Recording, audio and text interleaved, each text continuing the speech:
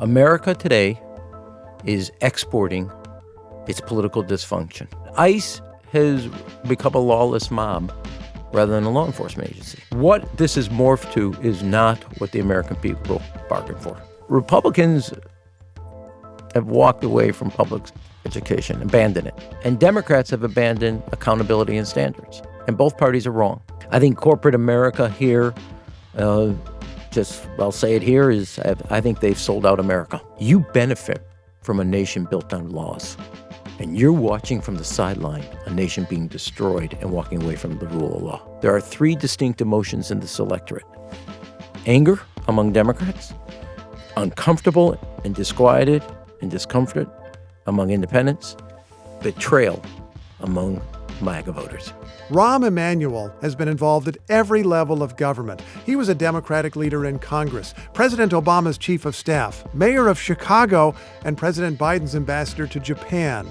Now he's thinking about a run for president, which gives him a platform to promote a particular idea of the Democratic Party. We sat down to talk to him about everything. Welcome to our studios. Thanks for coming by. Thank you. I want to begin with the Prime Minister of Canada. Good. Which is a sentence that has never been said at the beginning of an interesting podcast. That's where the Prime Minister wants to begin. I think so. Mark Carney, just before we sat down here, gave a speech at the World Economic Forum in which he effectively said the U.S.-led rules-based economic order is over, that it's always been partly a lie, but that people benefited. Now it's been exposed as a total lie, and it's done. Is he right? Did he use the word lie? He talked about things being falsehoods, yes. Yeah, well, I mean, it probably is a proper follow-up to we chased him into the arms of President Xi of China, which was totally unnecessary. Days ago, also, trade deal it also with China. shows the inconsistency. If you wanted to talk about President Trump's policy of having this region be our region, you take the country with the largest, longest border with the United States, and you were shoving them away when they wanted to actually run closer and be more aligned. So there's consequences and also an inherent contradiction to the president's own stated policy. I do think there's two things that I would say that I think are getting lost in all the news, and I'll respond to, and the speech fits in that. Okay.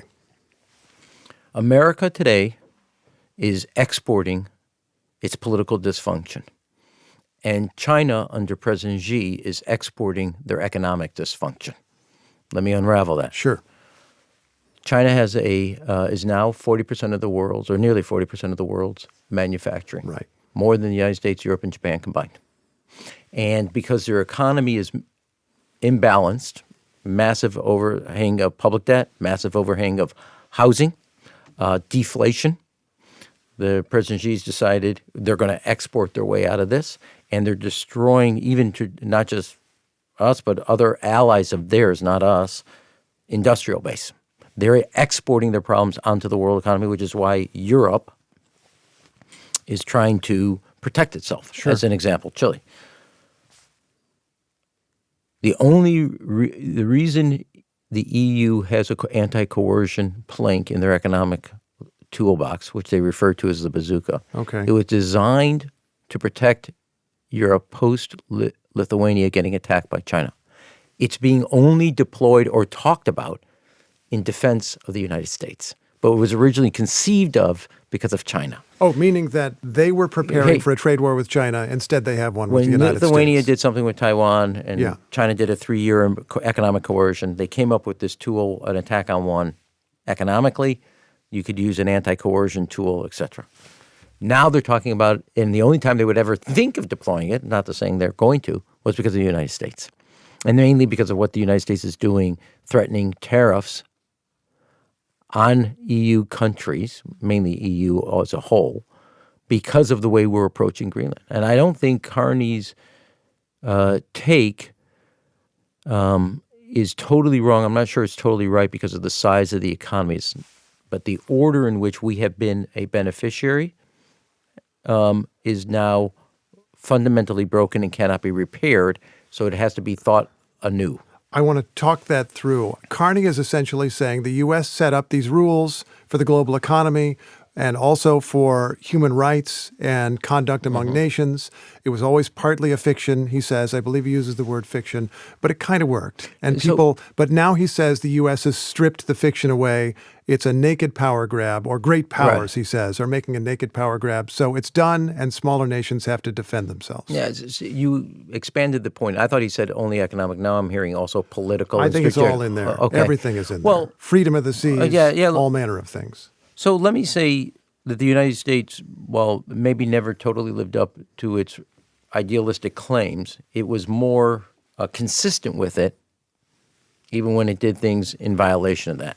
I think him saying is, okay, the game is off, the mask has been ripped off. There's actually no even head faking these aspirational goals. You guys aren't even pretending anymore. Right. So smaller nations have to fend for themselves. I mean, there is going to be a legacy of damage and collateral damage from the United States walking away from not just that it constructed this.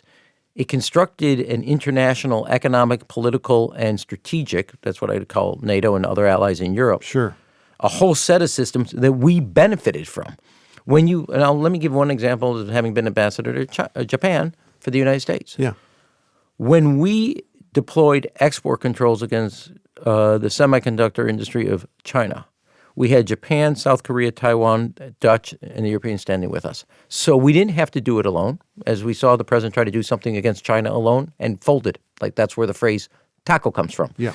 But because we had allies who were invested with the United States, China used to say we're being isolated, and the answer was, ding, you're right. But it was isolated because allies stood shoulder to shoulder with us. So we were a direct beneficiary when we wanted a strategic objective.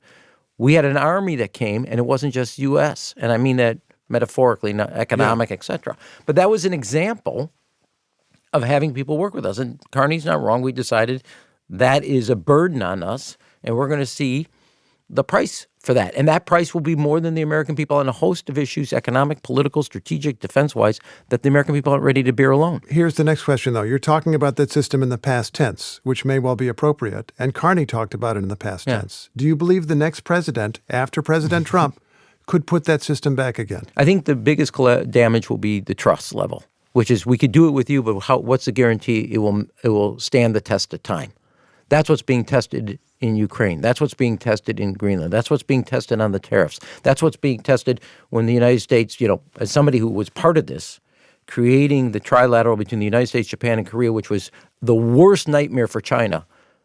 The Korean president and the Japanese prime minister just had a 2-day state visit, and the United States was AWOL, wasn't even invited. That tells you the cost of going alone. And so I don't think it's thrown out, meaning it's over. I understand why the Prime Minister of Canada would feel that way, having just been in Montreal last week. I think being forthright with our traditional allies, here's the trust we have to build. Both of us have a role to play.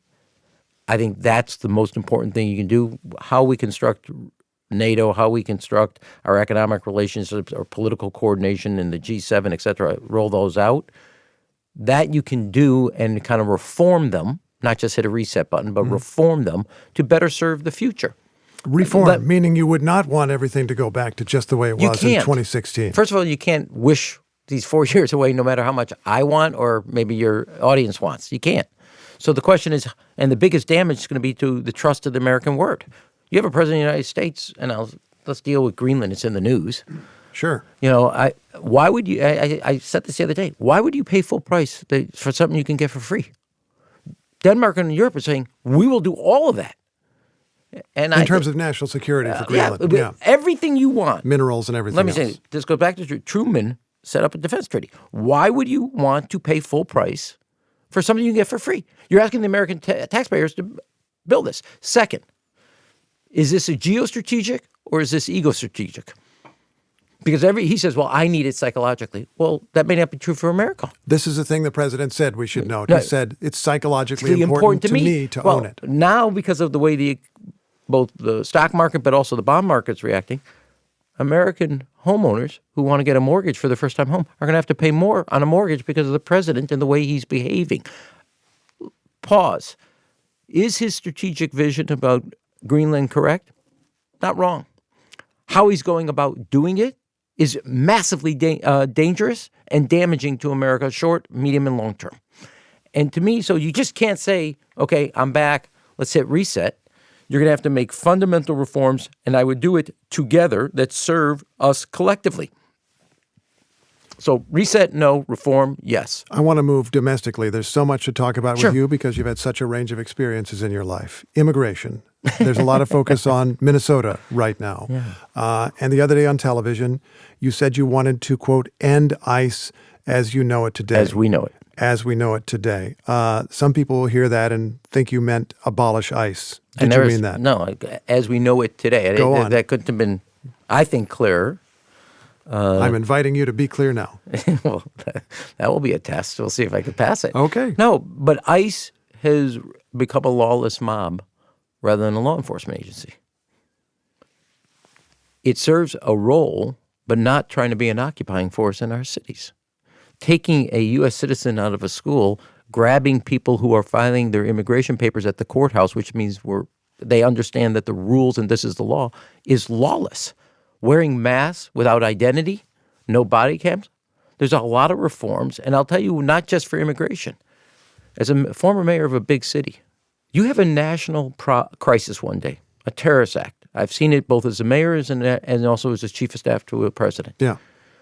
The trust between a national security entity, whether it's ICE and any other entity, local law enforcement, and the public is essential to responding to a crisis.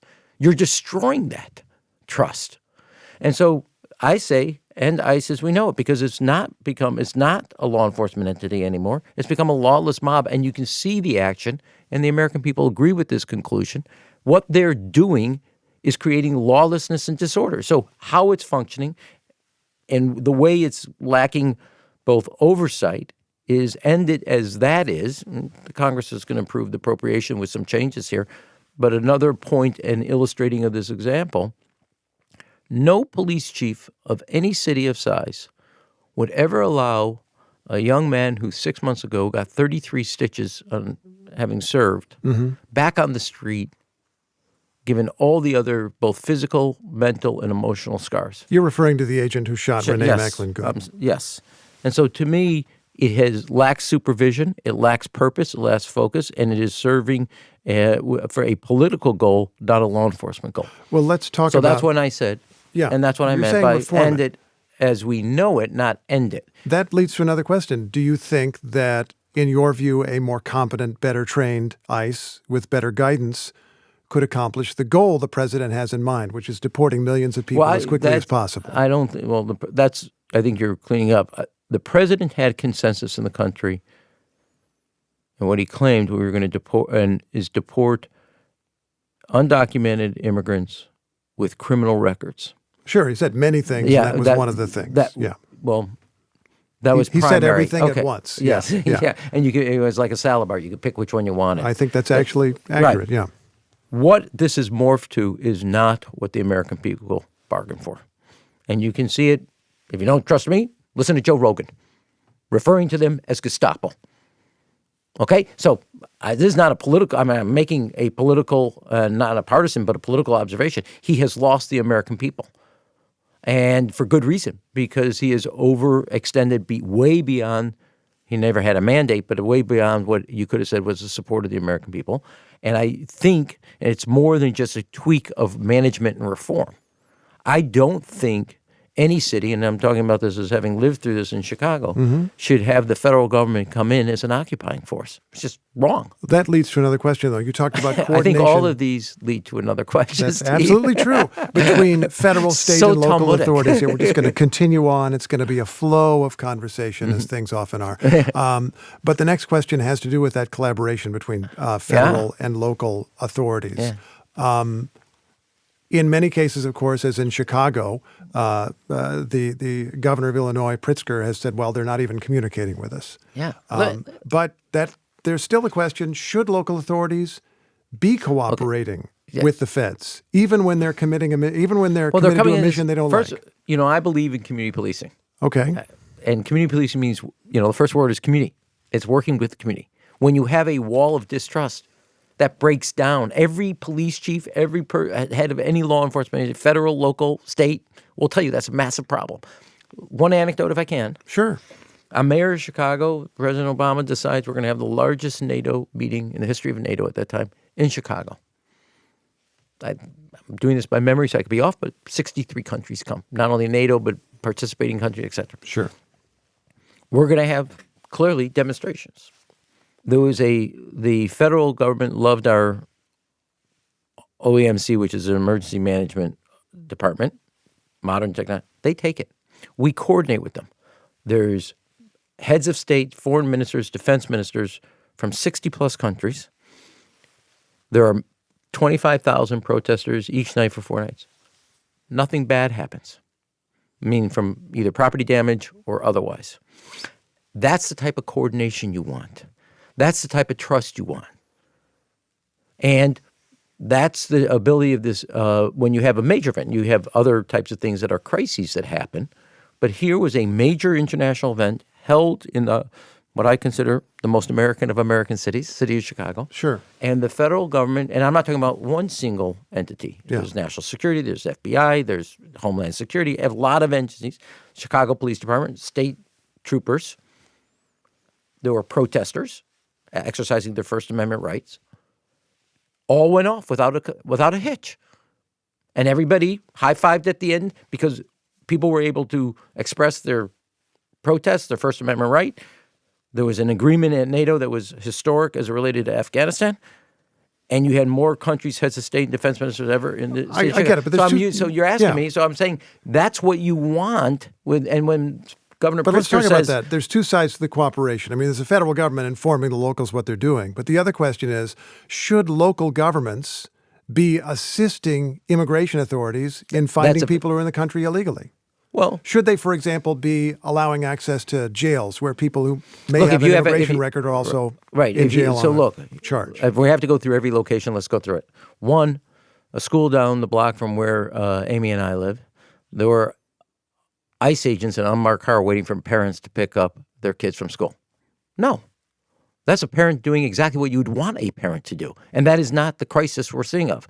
Somebody who's doing their small business and picking up resources at Home Depot is not where you want it. Somebody filing their papers at the court, following the laws we have established as a country based on the law, following the rules for their immigration papers is not where you want to go. Now, I don't want to go through every location, but I think you get the general gist of what I'm saying. The consensus on the country was, and Democratic, Republican governors and elected officials at many levels, you had an undocumented immigrant with a criminal record. Mm-hmm. We don't want them in the country. That was the basis of what we have done. But there's a particular question. Go ahead. Under President Obama, we deported, I'm doing this by memory, I think it was like millions of people. Over 2 million, 2.5, enough that people decided to protest this event and call him deporter-in-chief. Sure. But you did not have the federal government using tear gas. You did not have the federal government being masked security people without names, et cetera, showing up, taking kids out of schools or people out of places of worship. So there is a difference here. Yeah, but there's one specific question I have here. Alejandro Mayorkas, who you know very well, who served in the Obama administration, was Secretary of Homeland Security under President Biden, has said the same thing that Tom Homan, who works for President Trump, has said.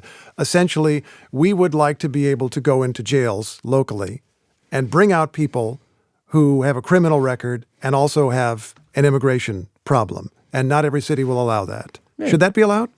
No, and you particular thing, I would say no. It should not be allowed. Well, hold on. I think, let me draw the distinction. Okay. Prison, yes.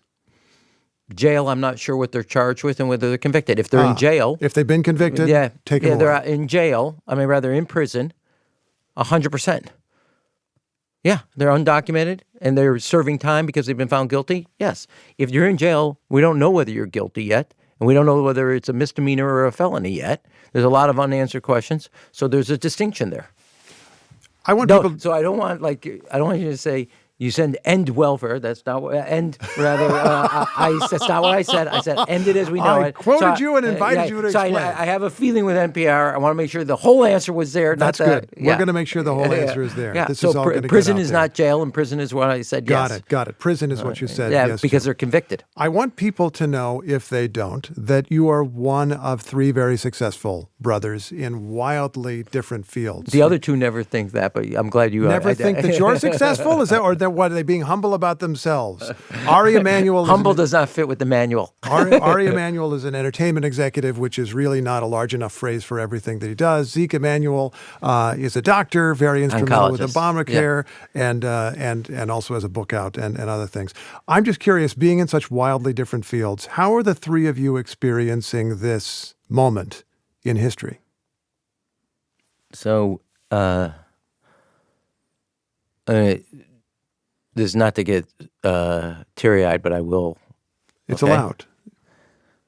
So in our family room growing up, Mom and Dad had my grandmother on my maternal side purse in the center of the wall. Mm-hmm. It was framed. Her purse? Her purse. Above it was Grandma Sophie and Giddy and Aunt Ida's passports. That was the purse that carried their passport when they came in 1914 to America. Oh, wow.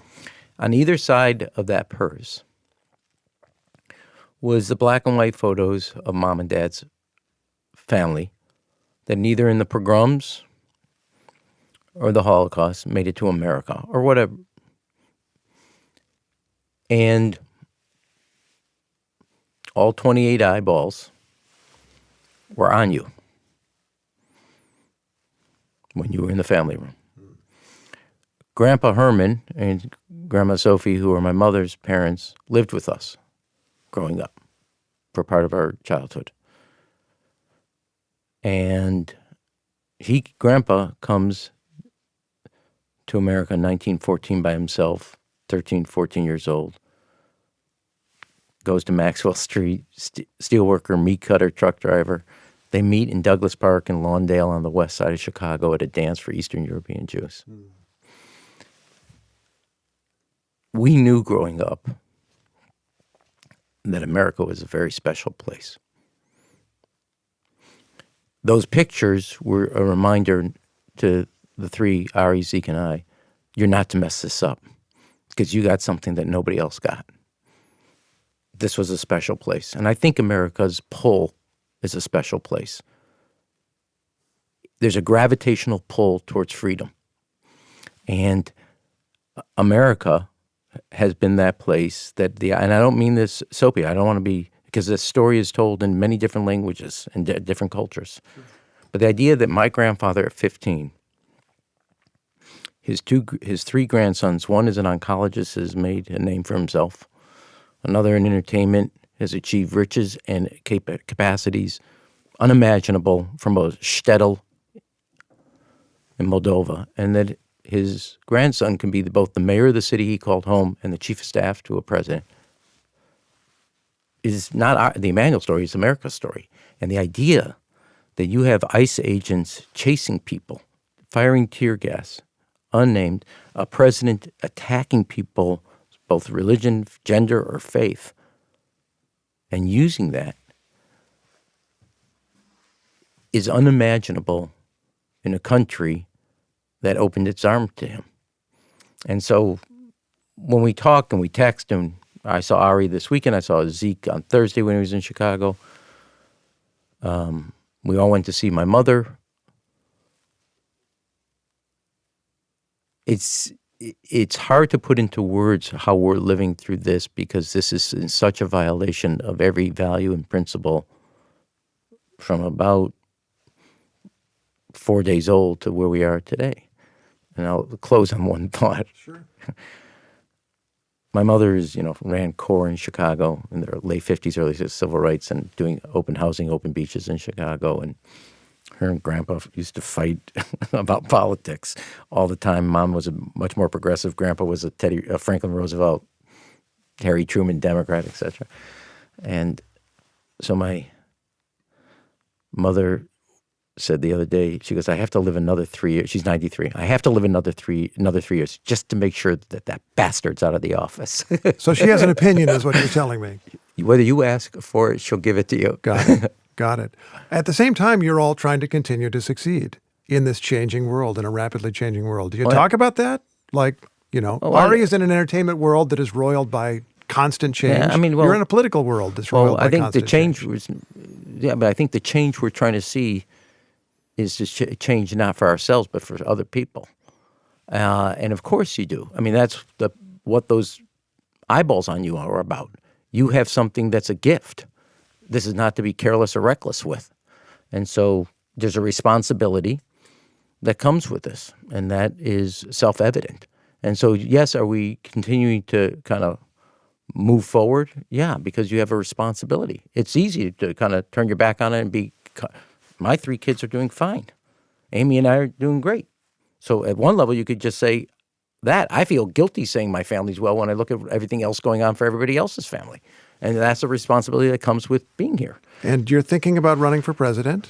If you ran, what would your cause be? Cause be to make sure that the American dream stays alive for another generation. I think that we have broken faith with it. It's unaffordable, it's inaccessible, and that's totally unacceptable. I'm a product of the American dream. When you said, and Steve, you said this, we're going to get ahead. Who are we getting ahead with? Our parents. You can't do that today. Kids are making 3 times what their parents made when they got out of college, yet they're in the basement. Their kids and their parents could afford a home. In the 1950s, 50% of our young adults at the age of 30 were married and owned a home. Today it's down to 14%. The first-time home buyer is now 40%. This is crushing. We have pulled up the ladder, double-locked the door, the bridge is closed rock solid, and a few kids are able to make it, and 97 of the other kids out of 100 can't. They can't own a home. They can't afford. They're one sickness away from a health care. They're fighting with the insurance company to get what the doctor prescribed. Their 401ks become a backstop to their paycheck, and education has become unaffordable and force them into the basement. And to me, the cause would be restoring both the American dream, and I do think in both the accessibility and the affordability of the American dream, and is from something, if you want stability in democracy, get stability in the economy that works for people. You used to strive to get to the American middle-class dream. Today, you struggle to stay in it and more likely you're falling behind on it. And so to me, that would be, now I've also put at the center of that, because it's what makes it accessible, you live in a period of time where you earn what you learn, as you know, because we've talked about this many times. Sure. Today, 50% of our kids are not reading at grade level and doing math at grade level. It's the lowest it's been in 30 years. Those kids will be fighting and playing with one hand tied behind their back. If you can't do 3rd grade reading, 4th grade is not easier. That's the answer to the pop quiz. It doesn't get easier. Now, I just came back from Mississippi, where they have what is referred to as the Mississippi Miracle, but sure. I would refer to it as Mr. Barksdale said to me, who funded this, it's the Mississippi Marathon. I just want to underline for people, Mississippi, traditionally right near the bottom 49th, in education. And in 20 years, they've gone from 49th on reading to 9th. And it's a very conservative state. Let's note that as well. Yes, so what are they doing right? But they did, what are they doing right? But also, 2 points. One is every other state, Louisiana, Tennessee, and Alabama, that have replicated are all seeing similar growth in their reading scores. Mm-hmm. They've returned to the fundamentals. 1, back to phonics. Get away from all the hooey that's taught out of Columbia that's ruined kids. Phonics, the science of reading. Retrain the teachers around it. Support the teachers with constant coaching around phonics. Give kids the additional time needed on reading. Give them the additional support if they may need a tutor, and then hold them accountable. No going to 4th grade if you can't hit 3rd grade. That is it. It's the fundamentals. And they have succeeded. And every state that has replicated has seen similar growth. They've gone from 49th to 9th. Every challenge we face can be answered by what's working in America. Now, I happen to think on the latter years, and we'll get to this if you want, what we did in Chicago in the high school years were the kind of fundamentals, that needs fundamental reforming. Mm-hmm. The K through 8, or what we did in Chicago, pre-K through 8, is about returning to the fundamentals, giving the time, giving the teachers the training, giving the kids the support, and you will get gains on reading and math which are essential for the rest of the education to work. I just want to know, you're a Democrat, you went to an overwhelmingly Republican state. Not that has only had this overwhelming, success. I went to a county, did a town hall, standing room only, in a county that Donald Trump won by 21%. And Is there anything partisan about what you're saying? Anything at all? No, I think actually if I had to say as my mother would say, a phooey on both of you, is one, I don't know if that gets translated in the radio, but it's an old Jewish phrase. Got it. I'll ask you to spell that later. No, it's like a spit oh, no, on wait, both we're doing of you. phonics. Never mind. Yeah. All right. Republicans have walked away from public education, abandoned it.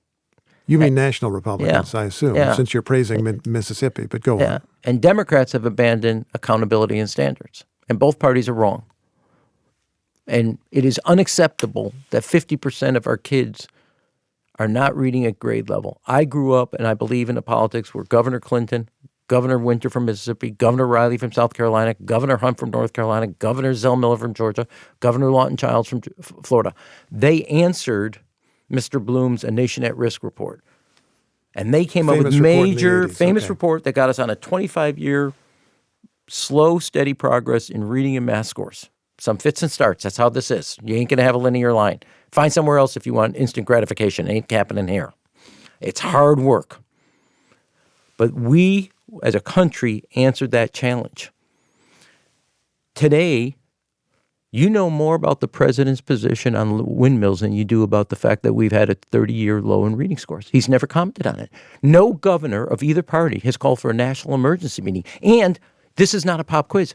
The answer is with 4 states who have all adopted something totally fundamental. And they showed you not once, not twice, not 3 times, 4 times how to succeed. And to me, that is what's essential to getting this country right and getting those kids' future right. One of the things I'll say, and I'll shut up, Steve, and I know you want to get one of the 925,000 questions. I got a few more to go. And this gets back to when you talked to me about us and my family.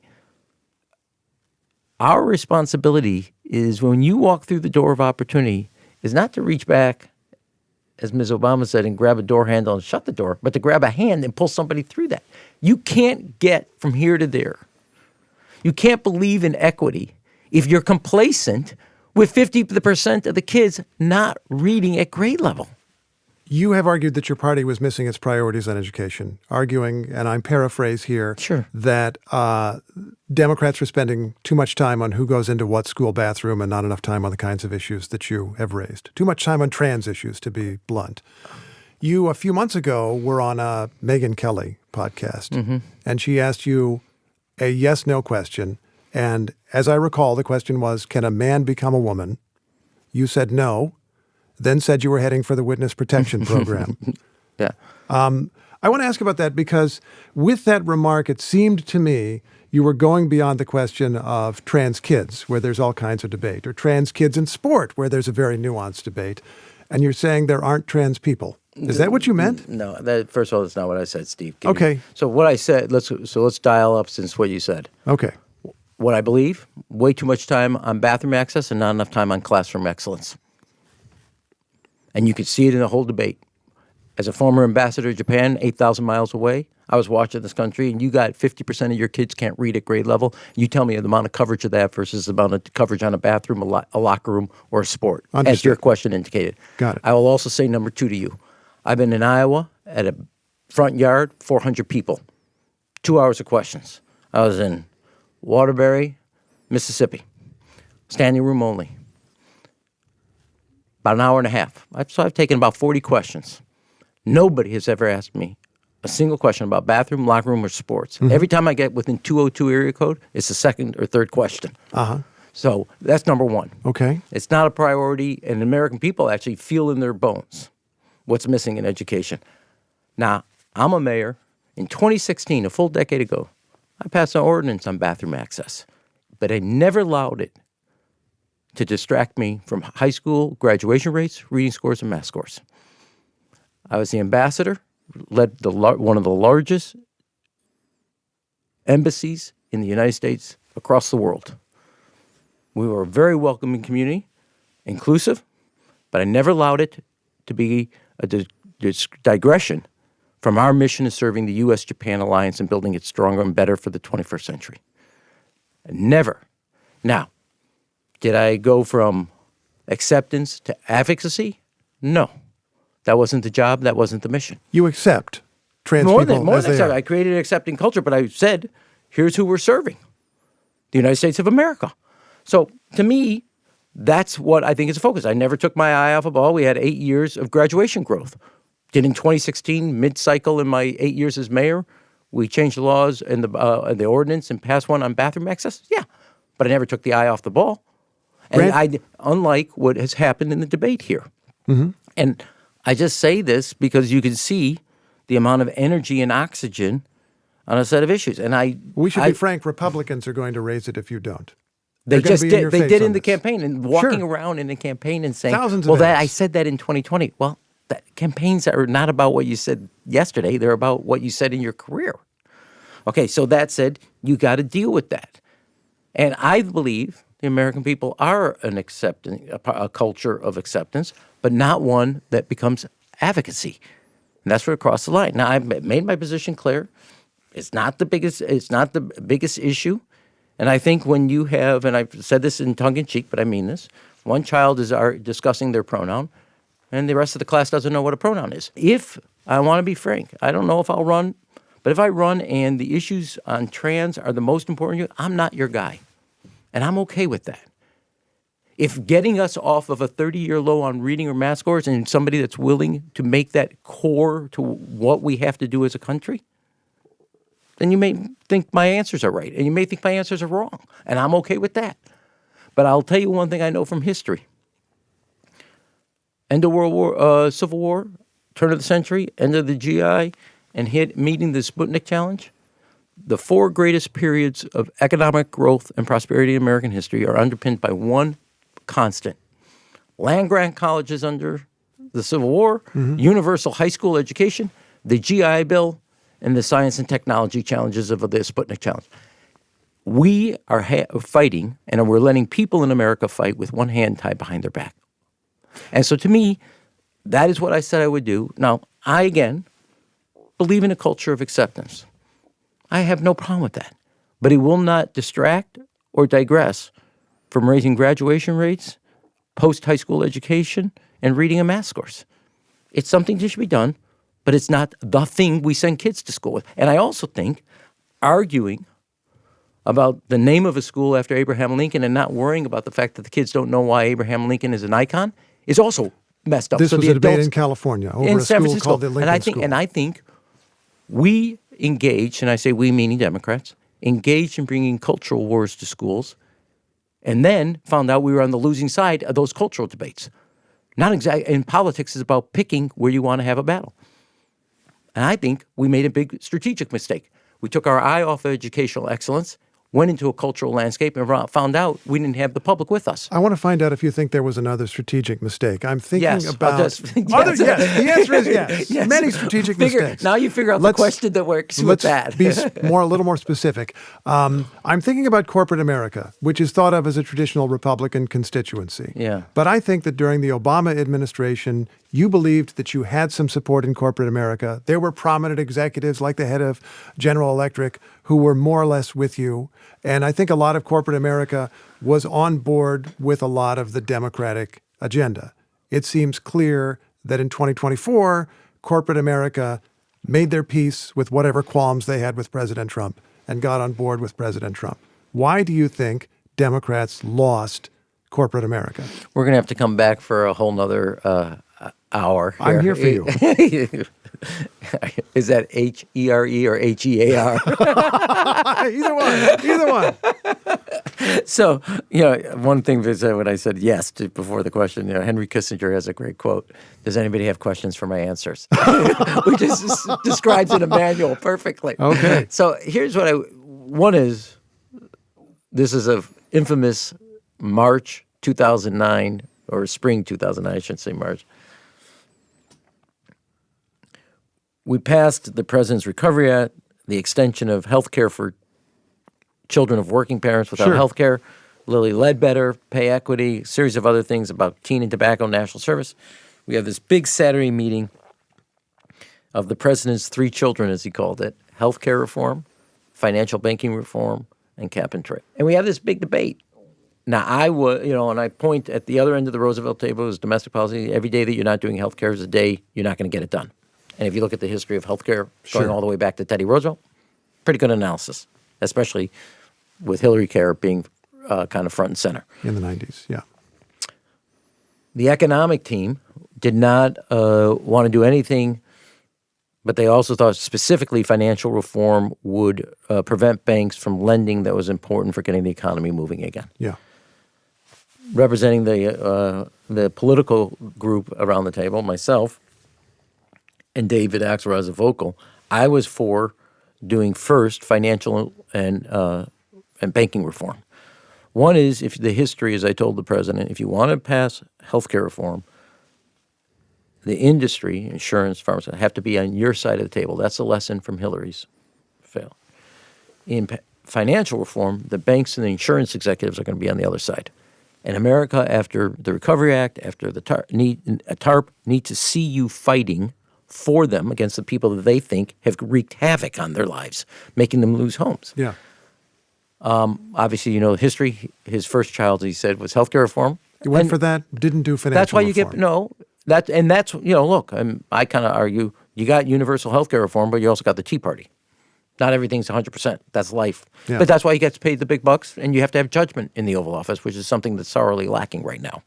So to me, that's kind of the choices. Now, why corporate America goes from kind of okay with the President Obama's policy, and I think this is a little shortchanged. Not all of corporate America was there. Understood. Yeah, that's kind of a. But you had some support in this traditionally Republican area. Yeah, I wouldn't say you did. And I mean, I could give you. Steve Schwartzman yelled at the president called him, I think his policies. I mean, I don't want to even get into language about Nazis and stuff like that. And they had images of, just things that were said about the president out from voices in corporate America.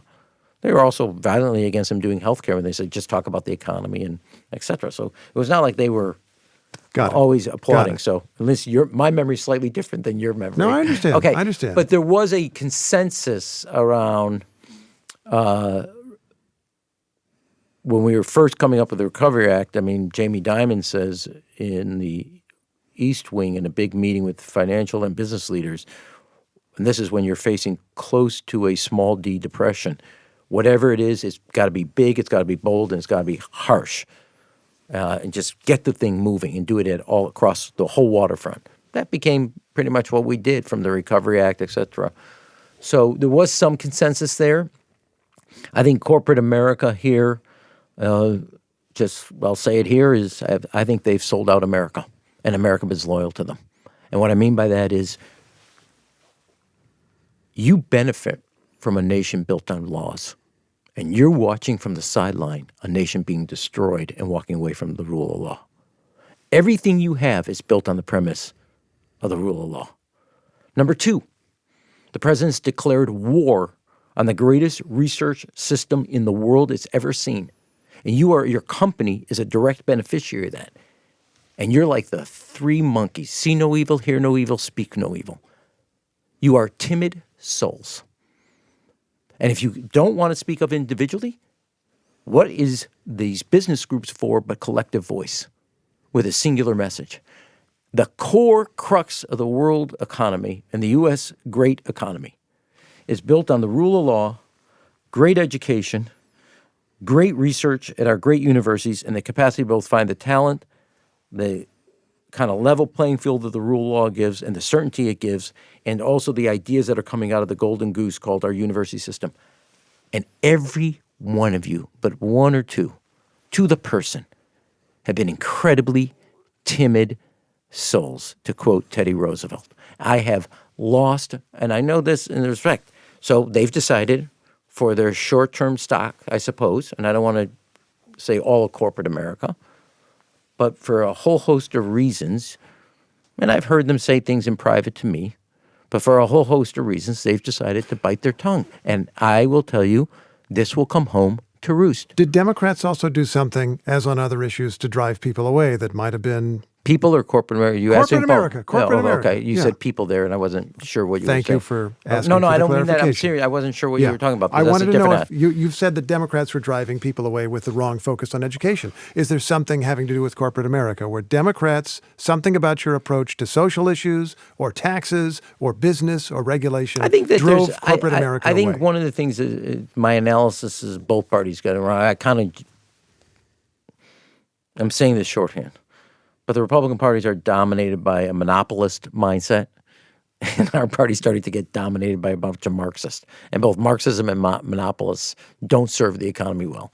I think generically, this is generic at 10,000 feet without a name to it, Democrats don't talk about growth and should be the party that talks and actually executes growth versus redistribution.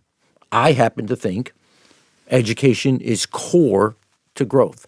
Investing in our energy capacity is core to our growth, as is modernizing our infrastructure is core to our growth. Our university systems and college systems and higher and community college systems are essential for our growth. A country based not only on the rule of law is also essential for our growth. And I think making sure that more people, not only there's growth, but more people are participating and beneficiary. To me, like take this whole issue of affordability. People are talking about housing, they're talking about groceries, they're talking about gas. I want to talk about incomes.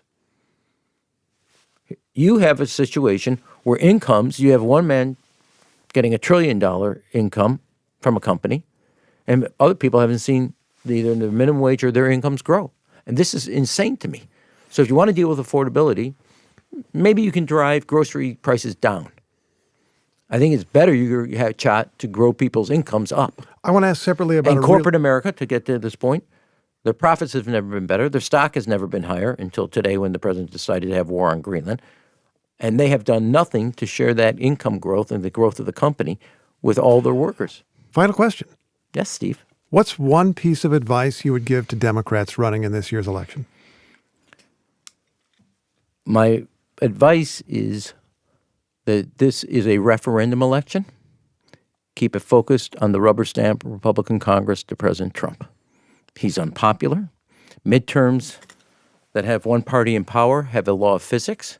Massive energy by the party out of power. We're seeing that in every special anywhere in the country for the last year.